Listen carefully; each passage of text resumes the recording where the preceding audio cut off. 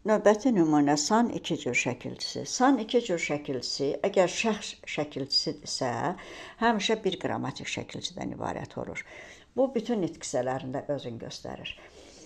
İki şəkilçidən sa üstə gəlini şəklində bir heca tərkibində iki şəkilçidən ibarətdirsə, onda bu ancaq feildə özünü göstərir. Ona görə san şəkilçisinin araşdırılmasını biz feillərdə aparacağıq. Əvvəl yaddaşa baxaq.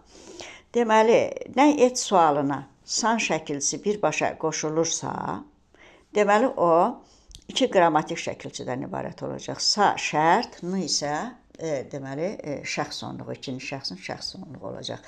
Amma nə et sualı ilə san şəkilçisi ünsürü arasında əgər qrammatik şəkilçi varsa, onda san bir qrammatik şəkilçi olacaq və olacaq şəxs şəkilçisi. Nümunəyə baxaq.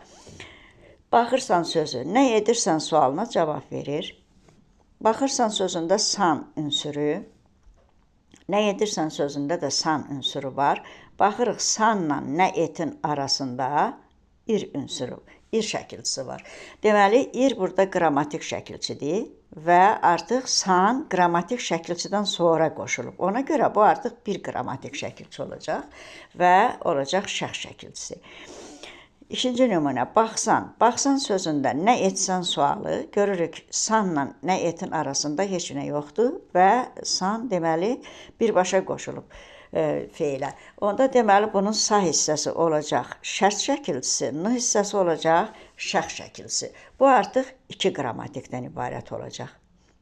Deməli, araşdırmanı ancaq bu şəkildə aparmaq lazımdır və yadda saxlamaq lazımdır ki, sözə verilən sualda əgər nə et hissəsi ilə san ünsürünün arasında bir qrammatik şəkilçi ancaq ola bilər, başqası ola bilməz, varsa, deməli artıq o bir dənə qrammatik şəkilçidir.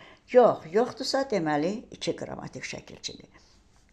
Feil müxtəlif formalarda şəxs şəkilçisini qəbul eləyir. Məsələn, burada almışsan, almalısan, alacaqsan. Bunun hər birində mış artıq qrammatik şəkilçi kimi aradadır və sanla alın arasında artıq bunlar işlənirsə, deməli onların hamısı bir dənə qrammatik şəkilçidir, şəxs şəkilçisi olacaq. Amma alsan sözündə alınan sanın arasında heç nə yoxdur deyə, burada artıq sa şərt şəkilçisi olacaq, n isə şəxs şəkilçisi olacaq və bu iki qrammatik şəkilçidən ibarət olacaq.